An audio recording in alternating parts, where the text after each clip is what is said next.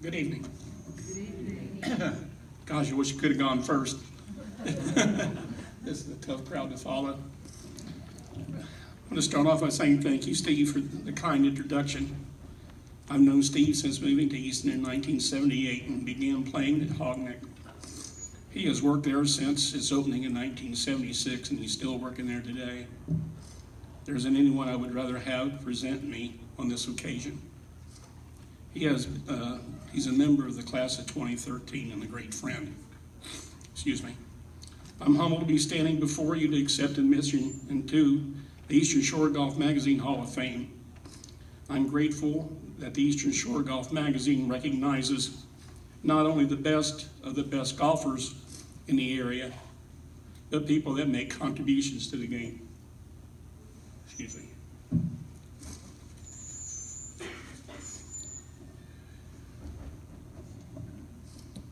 It's this game that we all love.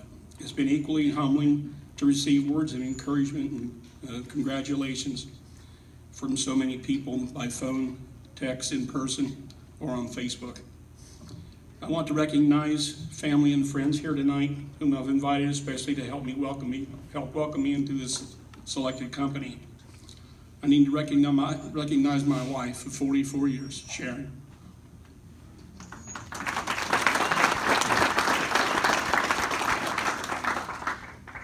She's supported me for these many years of golf, but she didn't have a choice. She'd be the first one to tell you that.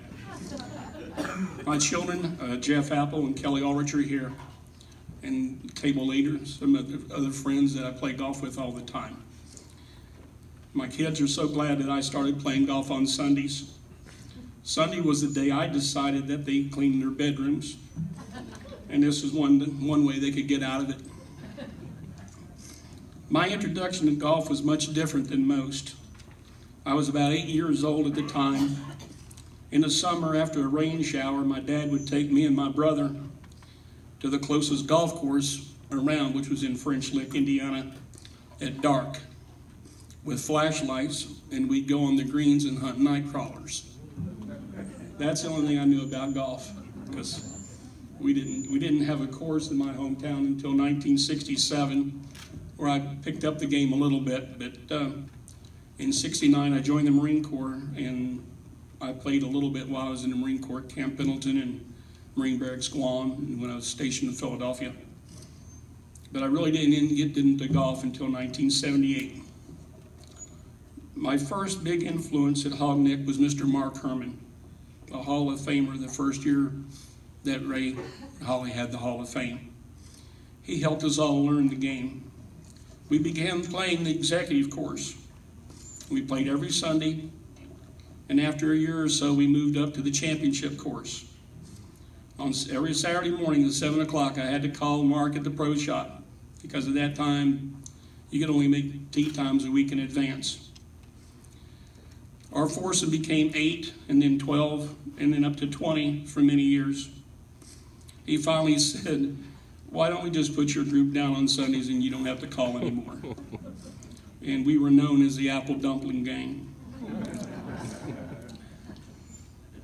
When I was elected secretary to the Men's Hogneck Golf Association in 1989, Mark Herman was there to help me set up our golf tournaments and our spring leagues. I couldn't have done it without his guidance. In 1992, Mark hired me as a marshal, and I worked for him for over 10 years. And it was a dark day at Hogneck when he retired after 30 years. But you know how things happen. Mark's back to Hogneck and helping, giving lessons and helping with the large groups and tournaments. And to me, he is Hogneck. I believe that I owe everything I have achieved that has led to this moment in my experiences at Hogneck Golf Course and working with Mark and Steve. I am grateful to be recognized for the contributions to the golf on Eastern Shore.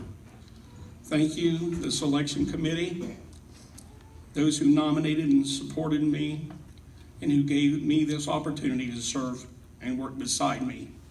Thank you all very much. This is a dream come true.